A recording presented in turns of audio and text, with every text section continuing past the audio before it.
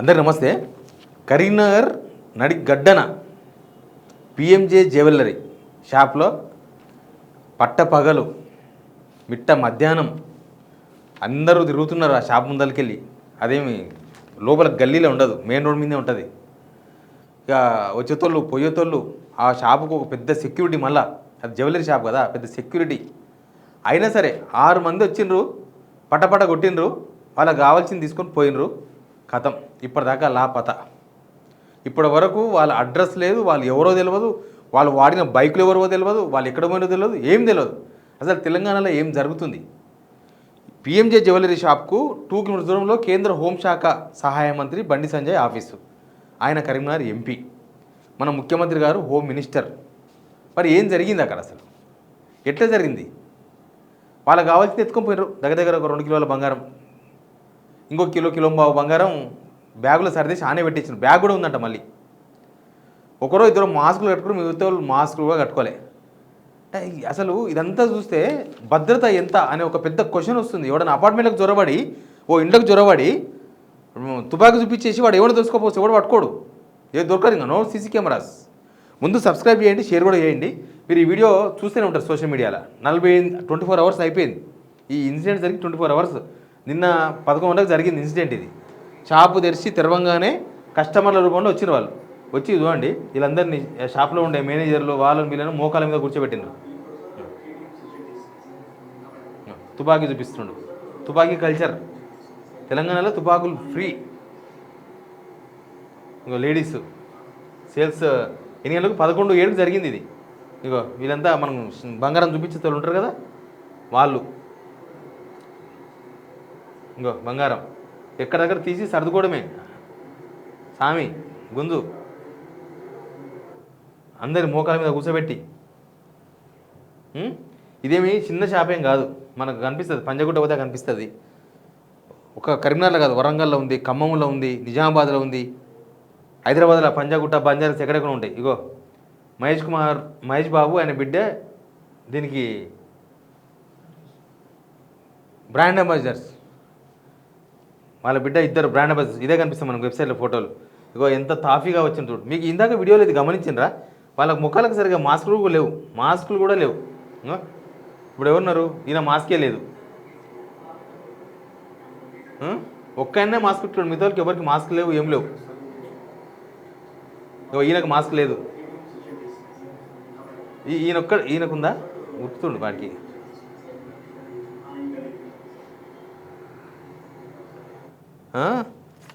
ఇంత ఈజీగా దొంగతనం చేయొచ్చని, అది కూడా ఓన్లీ తెలంగాణలోనే అని ఈజీగా అర్థమైపోయింది దొంగలకు. దేశవ్యాప్తంగా కాదు, ఇంటర్నేషనల్ దొంగలకు ఈజీగా అర్థమైపోయింది. తెలంగాణలో ఈజీగా దొంగతనం చేయొచ్చు. ఎవరు పట్టుకోరు, ఏ పోలీసు వాళ్ళు పట్టుకోరు, ఏం పట్టుకోరు. 7 రౌండ్ల కాల్పులు జరిపిరంట. వాళ్ళు తెలుగు హిందీ మాట్లాడుతున్నారంట. మరి తెలుగు నేర్చుకున్నారంటే అర్థం చేసుకోవాలి. అదైతే వాళ్ళు అక్కడ ఉన్న సెక్యూరిటీ కాల్పులు జరిపే లోపే వీళ్ళే 7 రౌండ్ల కాల్పులు జరిపినట్ట. అక్కడ ఉన్న సూపర్వైజర్ గాయాలైనవి. అదంతా మనకు కనిపిస్తుంది, వీడియోస్ కూడా ఉన్నాయి. ఇగో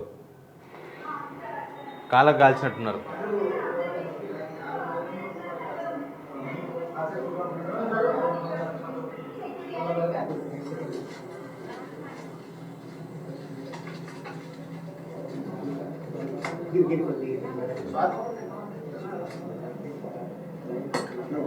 మనం బంగారం షాప్కి పోతే ఆ వేస్టేజో ఉంటుంది కదా, ఏదో మేకింగో ఒక 100 రూపాయలు తగ్గి అంటే తగ్గారు. ఇట్లా దొంగల పాలు మాత్రం అవుతుంది. ఇప్పుడు అంతకుముందు పోలీసు వాళ్ళ మీద ఒక నానుడు ఉండేది, అంతా అయిపోయినాక వస్తారు పోలీసు వాళ్ళని. చాలా రోజుల తర్వాత పోలీసు వాళ్ళు అంతా అయిపోయినాక వచ్చారు. కొద్దిగా బాగానే పనిచేస్తుండ్రి. యాక్చువల్గా ఈ చౌరస్తాల్లో బ్లాక్ కలర్ స్కార్పియోలు పెట్టుకొని అంతకుముందు చాలామంది మాకు కనిపించేవాళ్ళు. వాళ్ళను బ్లాక్ కమాండోస్ టైపు, ఇంటర్సెప్టర్ అనే బ్లాక్ సంబంధించిన వాళ్ళు పోలీసులు ఉండేవాళ్ళు. అంటే ఇట్లాంటివి మనం జరిగినప్పుడు సడన్గా మొత్తం అలర్ట్ చేస్తే వాళ్ళని చేజ్ చేసేవాళ్ళు, వాళ్ళని చేజ్ చేసి దొరికేవాళ్ళు. అసలు ఇప్పుడు చేజింగ్ చేసిన వాడు లేడు, పట్టుకున్న లేడు, చేసిన వాడు లేడు. ఎంత తాఫీగా పోయింది తెలుసా? వాళ్ళేం టెన్షన్ ఏం లేదు. ఒక పల్సర్ బైకు మంచిగా, ఇంకో వైట్ కలర్ అపాచీ బైక్ అంటే ఒక గ్రూపు. వాళ్ళు ఇంతమంది వచ్చారు, లోపలికైతే 6 మంది వచ్చారని చెప్తున్నారు. White colour Apache, black colour Pulsar మీద 3 నిందితులు. బ్లాక్ అయితే బ్లూ కలర్ ఉన్నట్టుంది, బ్లాకో బ్లూవో. మంచిగా హెల్మెట్ కూడా పెట్టుకోలేదు వాళ్ళు. మనం హెల్మెట్ పెట్టుకోకపోతే పోలీసులు రోడ్డు మీదే పట్టుకుంటారు. దొంగలకైతే ఏం కాదు. ఇగో ఆయన చిన్న హెల్మెట్ పెట్టుకుని ఇద్దరు ముగ్గురు ట్రిపుల్ రైడింగ్ కూర్చొని పోతున్నారు. ఇక్కడ చూస్తే కూడా హెల్మెట్లు ఏం లేవు, టోపీలు పెట్టుకున్నారు. మరి కనీసం పోలీసు వాళ్ళు ఇప్పటిదాకా ఒక సీసీటీవీ ఫుటేజ్ కూడా విడుదల చేయలేదు. వీళ్ళు పలానా దిక్కు పోయిండ్రని. ఇంకో ఇది ఇచ్చారు పోలీసు వాళ్ళు. Telangana appeal to the public ₹1,00,000 ఇస్తారంట ఎవరైనా ఆచూకు చూపిస్తే. ఇగో నాది ఇగో అందరు ఫోటోలు ఓపెన్ అయినాయి. వాళ్ళు వచ్చింది ఎంత 6 మంది కదా, ఒక్కడు మాస్క్ పెట్టుకోండు, ఈ 5 మంది మాస్క్ పెట్టుకోలేదు. మాస్క్ లేదు, ఏం లేదు, బ్రహ్మాండంగా ఓపెన్గా వచ్చారు. ఇక దేని గ్యారెంటీ ఉన్నట్టు, ఏం గ్యారెంటీ ఉన్నట్లు, ఇంతమంది ఉండి ఏం లాభము?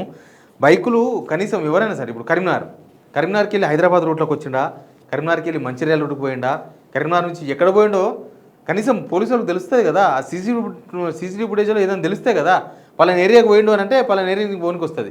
ఇప్పటి వరకు 24 అవర్స్ అవ్వను, స్టేట్స్ దాటిపోయారో ఇంకేమైనా దాటిపోయారో తెలియదు. ఇప్పటిదాకా ఎవరు పట్టుకోలే. ఏంలే కానీ ఇదొక డొల్లతనం. ఇది మన హోంశాఖ మంత్రి, మన ముఖ్యమంత్రి రేవంత్ రెడ్డి ఉన్నాడు. అంతకుముందు పడాంచర కూడా ఒకటి జరిగింది. వాళ్ళ దొంగలు ఇప్పుడు కూడా దొరికినట్టు ఎక్కడ ప్రకటించాలి. పోలీసులు చిన్న గులుసూరు దొంగ పట్టుకుంటే ప్రెస్ మీట్ పెడతారు కదా. ఆ జ్యువెలరీ జరిగి ఒక 2 నెలలు అయింది. మనకైతే ఎక్కడ కనబడలేదు. వాళ్ళు ఎక్కడ ప్రెస్ మీట్ పెట్టి ఎక్కడ చెప్పలేదు. అసలు ఎటుపోయినరు వాళ్ళు, అసలు ఎందుకు చెప్పలేకపోయినరు? అందుకే అన్న ఇట్లాంటి సీన్లు సినిమాలో చూస్తుంటాం వస్తారు, అదంతా ప్లానింగ్ ఉంటుంది, ముందే ప్లానింగ్. కానీ మరి ఇది సినిమా షోకు మించింది, ఇది సినిమాకు మించింది. మరి కరీంనగర్ టౌన్ ఏమో కిలోమీటర్లు ఉంటుంది, అదేదో పోలీస్ స్టేషన్లు చాలా దూరం ఉంటాయి అనేటట్టు కూడా ఏమి ఉండదు, దగ్గరనే ఉంటాయి అంతా. అది టౌన్లోనే ఉంది, నేను చెప్పినట్టు మెయిన్ రోడ్ మీదనే ఉంది, చౌరస్తాలనే ఉంటుంది, దగ్గరనే ఉంటుంది. ఎక్కడో జనావాసాలు లేని దగ్గర ఏమి ఉండదు. ఇంత ఈజీగా తెలంగాణ రాబరీస్, దొంగతనాలు కాదు, రాబరీస్ ఇవి. ఇది దొంగతనం అంటేనేమో తెలియకుండా చేయడం, రాబరీ అంటే బెదిరించి చేయడం. తెలంగాణ దొంగతనాలు జరుగుతలేవు, రాబరీలే జరుగుతున్నాయి, మొత్తం రాబరీలే. దీనికి కారణం ఎవరు? దీన్ని పట్టుకునేతోళ్ళు ఎవరు? దీని కథ ఏంది? దీనికి భద్రత ఏంది? పెట్టుబడులు వస్తే ఎట్లా వస్తారు? నేను ఇందాక చెప్పినట్లు ఒక ఇళ్ళకు జ్వరపడితే కూడా దిక్కులేదు. ఎవడైనా ఒక నాటు తుపాకో, బొమ్మ తుపాకో, కట్టె తుపాకో పట్టుకొని ఇళ్ళకు జ్వరపడి ఇంట్లో ఉన్న మొత్తం ఎదుర్కపోతే కూడా నో గ్యారంటీ. పోలీసు వాళ్ళు వస్తారని గ్యారంటీ లేదు, పోలీసు వాళ్ళు పట్టుకుంటారని గ్యారంటీ లేదు, గవర్నమెంట్ సీరియస్గా తీసుకుంటుందని గ్యారంటీ లేదు, ఏమీ లేదు. ఒక కరీంనగర్ టౌన్లోనే ఇట్లాంటి సిచ్యువేషన్ వస్తే హైదరాబాద్ ఏ సందులో ఎవరుంటారో తెలియదు, పక్కింట్లో ఎవరుంటారో మనకే తెలియదు. ఇప్పుడు నేను చేస్తే ఎవరు దొరుకుతారు? అసలు ఏం చేస్తుంది గవర్నమెంట్? ఇంపార్టెంట్ కదా. నిన్న కొండ సురేఖ ఇక్కడ చెప్తుంది, ఇక్కడ క్రైమ్ రేట్ పెరిగిపోయింది తెలంగాణలోని. ఎవరు పెంచినారు క్రైమ్ రేటు? ఎవరన్నా జర్నలిస్టులు పెంచినరా, లేకపోతే ప్రతిపక్ష వాళ్ళు పెంచినరా, లేకపోతే మీకు పడరాని ఏమైనా పెంచినరా? ఎట్లా పెరిగింది? మీ నిర్లక్ష్యం వల్ల పెరిగింది.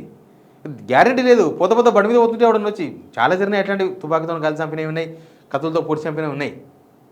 కానీ ఇట్లాంటివి ఇంత పకడ్బందీగా ఇంత పెద్ద జ్యువెలరీ షాపులనే ఇట్లాంటి ఇన్సిడెంట్ జరిగితే ఇంకా దోపిడీలు అనేది పెద్ద మ్యాటర్గా తెలంగాణ నథింగ్ అనుకోవాలి. ఏ కిరాణా షాప్ కాడ పోయి కౌంటర్ కాడ తుపాకీ పెట్టినా పైసలు వస్తాయి, అట్లే ఉన్నది సిచ్యువేషన్. ఏ పాండవ కాడ పెట్టినా వస్తాయి పైసలు, ఏం చేసినా వస్తాయి, ఇంకా ఉత్త ఫ్రీ. ఇంకా పక్క రాష్ట్రాలకు దొంగలు ప్రొఫెషనాలిటీ, దొంగతనాలు ప్రొఫెషనాలిటీగా తీసుకున్న వాళ్ళకి ఈజీ తెలంగాణ రావడం, దోసుకొని పోవడం, పట్టుకునేది ఏం లేదు. ఇంత సీసీటీవీలు పనిచేస్తున్నాయి అసలు కరీంనగర్లో. హైదరాబాద్ అయితే చాలా వరకు పనిచేస్తే ఇక్కడ కమాండ్ కంట్రోల్ రూమ్ ఉంది, అది హ్యాండ్ ఓవర్ చేసుకుంటారు రేవంత్ రెడ్డి. ఆడ ఎంతసేపటికి సినిమా వాళ్ళ మీటింగులు తప్ప ఆ కమాండ్ కంట్రోల్ రూమ్ ఎందుకు కట్టినరు, దాని సందర్భం ఏంది, అది ఎందుకు వాడుకోవాలని కూడా తెలుస్తలేదు. అది ఎందుకు వాడాలి? ఎక్కడెక్కడనో సీసీటీవీలు అంతా అనుసంధానమై ఉన్నాయి, ఎక్కడేం జరిగినా తెలిసిపోతుంది. ఇంత పెద్ద వ్యవస్థ పెట్టుకొని ఫెయిల్ అయిపోతే ఏం లాభం? వాళ్ళు ఎక్కడ పోయినా కూడా తెలుసుకోలేకపోతే, వాళ్ళ బండ్లు ఎక్కడ పోయినా తెలుసుకోలేకపోతే, వాళ్ళ బండి ఎక్కడి నుంచి వచ్చినో తెలుసుకోకపోతే ఎట్లా? ఇంకా అంటే ఓన్లీ చౌరస్తాలో ఉండి ఫోటో కొట్టేసి ఫైన్ వేసే వరకునా పోలీసుల పని? గవర్నమెంట్ ఎంత వసూలు చేసిర్రు, వాళ్ళకి టార్గెట్ పెట్టుడైనా గవర్నమెంట్ పని? చాలా ఇది నిజంగానే ఒక్కసారిగా అంత అమ్మ అట్టెట్లయింది అనిపించింది. అట్టెట్లా జరుగుతుంది? ఒక మెయిన్ రోడ్లో ఒక మెయిన్ షాప్లో ఆల్రెడీ సెక్యూరిటీ ఉన్నారు, సెక్యూరిటీ ఉన్న షాప్కి వెళ్ళి జరిగితే చాలా జ్యువెలరీ షాప్లకు సెక్యూరిటీ ఉన్నది, చిన్న షాప్లకు ఆడేం చేయాలి? షాప్ మూసేసుకొని పోవాలన్నా? గవర్నమెంట్ ఇచ్చే గ్యారంటీ ఏంది అసలు? దీనిలా ఏం చెప్పదలుచుకుంది ప్రభుత్వం జనాలకి? Please subscribe.